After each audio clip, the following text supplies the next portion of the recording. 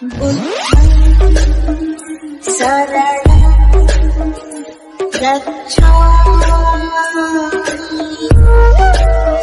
अपने आप में एक व्यवस्था है, ऑर्गेनाइज तरीके से वो गुलाम बना है। समस्या एक जिला की नहीं है, समस्या पूरे देशव्यापी समस्या है। इसलिए हम लोगों ने ब्रॉडबेस ऑर्गेनाइजेशन बनाया कि हमारा संगठन देशव्यापी संगठन होना चाहिए। समस्या एक जाति की नहीं है, हमारा संगठन 6743 जातियों का होना चाहिए। आदिवासियों में 850 जाति है, शेड्यूल कास्ट में 1750 जाति है, ओबीसी में 3743 जाति है, जैनों में 237 जाति है और कुछ जातियां एससी एसटी ओबीसी से जिन्होंने धर्म परिवर्तन किया और सिख ईसाई बुद्धिस्ट मुसलमान लिंगायत बन गए, उनमें कुछ जातियां चली। भारत में 6743 जाति है, तो हमारा 6743 जातियों को जोड़ने वाला संगठन होना चाहिए। सफलता कैसे हासिल होगी? सफलता के लिए 3 चीजें होती है। एक शक्ति संगठन की, समर्थन जनता का, दावपेच नेतृत्व के, और भारत में हमारे मूल निवासी बहुजन समाज में जो 6743 जातियां है, एक भी जाति देश भर में 1% नहीं। बहुत खास बात बता रहे, एक भी जाति, चमार भी पूरे भारत में 1% नहीं है, महार भी पूरे भारत में 1% नहीं है, जाटव भी पूरे भारत में 1% नहीं है। लाइव चल रहा है। और वामसेप के लोग हवा में कभी भी बात नहीं करते, जो तथ्य है वो बताते हैं। गोली कड़वी होती है, बुखार की गोली कड़वी होती है, लेकिन बुखार गायब करती है। कोई भी जाति 1% नहीं है, लेकिन ब्राह्मण नाम की जाति 3.5% है। ब्राह्मणों ने जाति व्यवस्था बनाई, प्लानिंग के साथ बनाया कि कोई भी जाति उनकी जाति से परसेंट से ज्यादा नहीं होनी चाहिए। आज हम जाति का अगर संगठन बनाते हैं और जाति में अगर हम लोग काम करते हैं, तो पूरे देश भर में हमारी 1% जाति रही। अगर देश भर में 1% जाति नहीं है, तो हम लड़ाई कैसे लड़ेंगे? पहली बात, इसलिए ब्रॉडबेस ऑर्गेनाइजेशन के अंतर्गत हम जातियों में बटे हुए लोग नहीं, हम बांटे हुए लोग हैं। हम लोगों को जानबूझकर बांटा गया है। ब्राह्मणों के 2 षड्यंत्र है, 5000 साल से वो चलाते आ रहे। पहला षड्यंत्र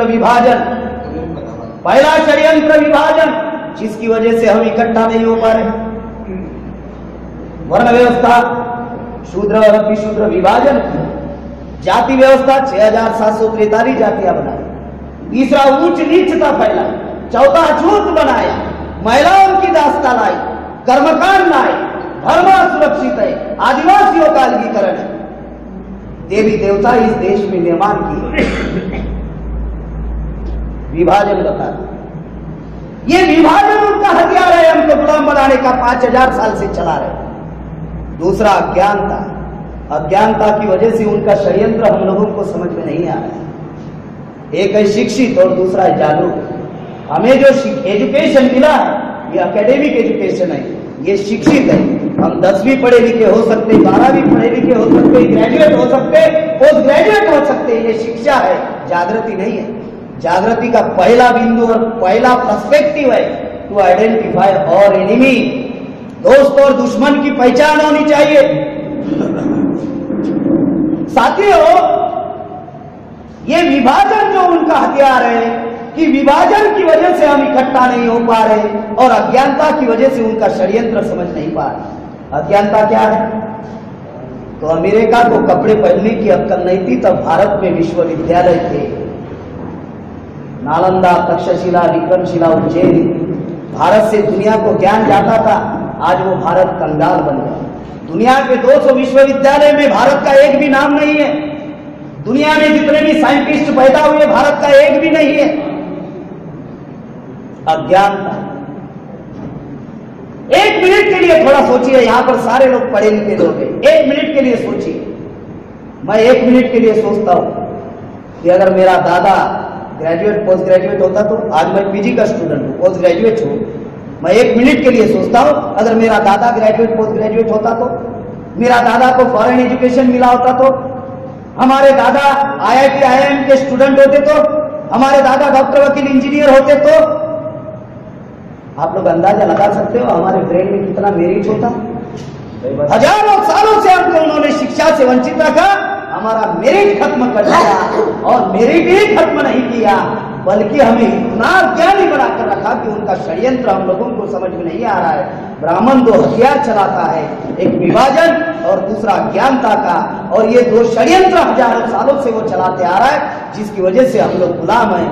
जिस दिन हम लोगों को अवसर मिलेगा, ये दो षड्यंत्रों को उन्होंने नाम दिया है ब्रह्मास्त्र। क्या कहते हैं? ब्राह्मण आखिरी हथियार इस्तेमाल करता है और उसका उन्होंने नाम दिया ब्रह्मास्त्र। ये दो हथियार ही उनके ब्रह्मास्त्र है, विभाजन और अज्ञानता। जिस दिन अवसर मिलेगा वो ब्रह्मास्त्र ऐसी जगह डालेंगे हजारों पीढ़ियां निकल नहीं पाएंगे, सिर्फ अवसर मिलेगा। साथियों, ये जो परिवर्तन यात्रा जो हम लोगों ने निकाली है, ये परिवर्तन यात्रा निकालने के पहले मैं कुछ चीजें आप लोगों को बताना चाहता हूं। वो चीजें क्या है कि वामसेन क्या कर रहा है? 40 साल से सवाल पूछा जाता है, समाज में अन्याय अत्याचार होता है, लोग हमें बोलते हैं आप लोग तो रोड पर दिखते ही नहीं, हमें लोग बोलते हैं। यानी गरीबी दुश्मनों ने निर्माण की, बेरोजगारी दुश्मनों ने निर्माण की, नौकरियां दुश्मनों ने खत्म की, आरक्षण दुश्मन खत्म कर रहा है। बहुत खास बात बता रहा हूं, ये कितनी समझ में आई मुझे पता नहीं। हमने काम कौन सा करना चाहिए ये ब्राह्मण निर्धारित कर रहा है, तो क्या करता है? दूसरे का उंगली तोड़ देता है। क्या करता है? तो हमारे 4-5 लोगों की पिटाई कर देता है गांव में। क्या करता है? तो बहू बेटियों की इज्जत लूट देता है। क्या करता है? तो आरक्षण का मामला खड़ा कर देता है। क्या करता है? तो एट्रोसिटी एक्ट प्रभाव शून्य कर देता है। क्या करता है? तो हजारों समस्याएं पैदा करता है। यानी शरीर हमारा, लेकिन हमने किस बिंदु के ऊपर आंदोलन करना चाहिए, हमने किस बिंदु के ऊपर जागरूक करना चाहिए, हमने किस बिंदु के ऊपर काम करना चाहिए, वो एजेंडा दे रहा है। इसके लिए मैं एक उदाहरण मेरे कैडर कैंप में हर बार बताते रहता हूं। दिल्ली में गटर है और गटर ओवरफ्लो हुआ है और गंदा पानी बाहर आया। वो गंदा पानी यूपी में आया, तो यूपी के लोगों को लगा कि ये गंदा पानी मेरे घर में नहीं आना चाहिए, इसलिए यूपी के लोगों ने मट्टी का बांध बांधा। आप मट्टी का बांध बांधो कि सीमेंट का बांध बांधो, पानी में एक गुण होता है, अपना चरित्र होता है कि वो अपना रास्ता खुद बनाता है। पानी उत्तराखंड में आया, उत्तराखंड के लोगों ने सोचा ये हमारे घर में नहीं आना चाहिए गंदा पानी गटर का, इसलिए मट्टी का बांध बांधा। फिर पानी और दूसरे राज्य में गया, उनके लोगों ने मट्टी का बांध बांधा। समस्या कहां पे? गटार में है। समाधान कहां पे कर रहे? मट्टी का बांध बांध कर लोग समस्या का समाधान कर रहे हैं। कैसे समस्या का समाधान? वामसेन पिछले 40 साल से काम कर रहा है। हम लोग मट्टी का बांध बांधना नहीं चाहते, हम लोग उस गटर को बदलना चाहते जिस गटर से गंदा पानी भारत में आ रहा है।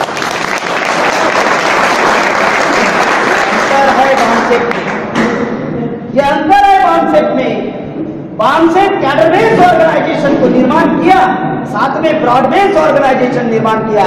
इस वजह से क्या हुआ? 40 साल के वामन मेश्राम जी के त्याग और समर्पण से आज 31 राज्य का संगठन बना, 550 जिला का संगठन बना, 5550 तहसील का संगठन बना, 12,000 ब्लॉक का संगठन बना, और भारत में 7,20,000 गांव है। आज 1.5 लाख गांव का संगठन बना और 3.5 लाख गांव तक हमारा कोऑर्डिनेशन कम्युनिकेशन है।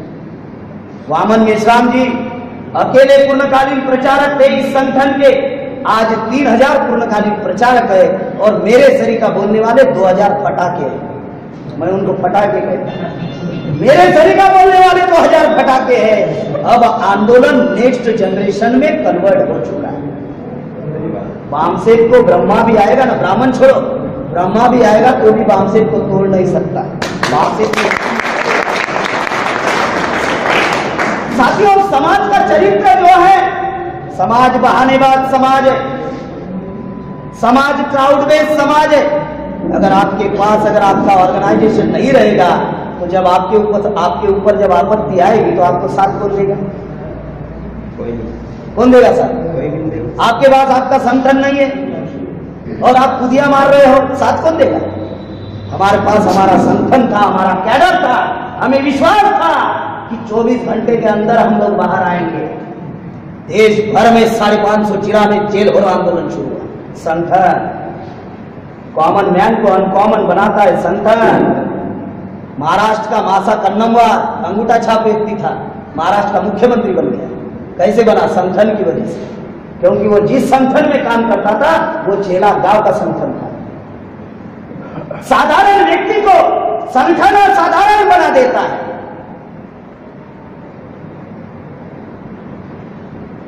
आप जिस संगठन में कार्य करते हो उस संगठन की जो विचारधारा है, उस संगठन की जो आइडियोलॉजी है, इसीलिए हमारे व्यक्ति ने यहां पर एक भाषण में कहा, सेंटेंस मैं सुन रहा था कि हम लोग बाबा को मानते हैं लेकिन बाबा की नहीं मानते, को और की। बाबा साहब आम्बेडकर ने बहुत सारे बिंदु के ऊपर बाबा साहब आम्बेडकर ने बातें कही। पहला बिंदु जिसके ऊपर समाज के लोग काम करते हैं, जाओ, बाबा साहब ने कहा जाओ अपने घर के दीवार के ऊपर लिखो हमें इस देश की शासन करती जमात बननी है। 71 साल हो गए शासन करती जमात बने हम लोग, इस पर हमारे लोग काम कर रहे हैं। क्यों नहीं बने इसकी समीक्षा है। दूसरा बिंदु बाबा साहब ने कहा, politically power is the master key, it's can open to every law.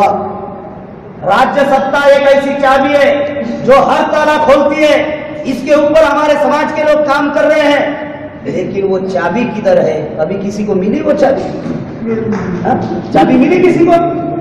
क्यों नहीं मिली? वो चाबी किधर है? इसकी समीक्षा नहीं। तीसरी बात 14 अक्टूबर 1956 में बाबा साहब ने कही, मुझे भारत बौद्धमय बनाना है। इस पर हमारे लोग काम कर रहे हैं। बना भारत बौद्धमय? क्यों नहीं बना? कोई समस्या नहीं।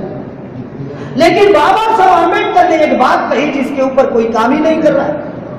बाबा साहब 14 अप्रैल 1891 में पैदा हुए, 1916 में सार्वजनिक जीवन में आए और बाबा साहब आम्बेडकर ने पहला एजुटेशन 1927 में किया पहाड़ तालाब का। 16 और 27 11 साल। दुनिया का विद्वान व्यक्ति, उसको संघर्ष करने के लिए 11 साल लगते हैं, तो हम तो बाबा साहब शरीर के उतने विद्वान तो है नहीं। अगर दुनिया के विद्वान व्यक्ति को 11 साल लगते हैं तो हमें कम से कम 50-100 साल लगेंगे। हमें कम से कम 50-100 साल लगेंगे। बाबा साहब कितने विद्वान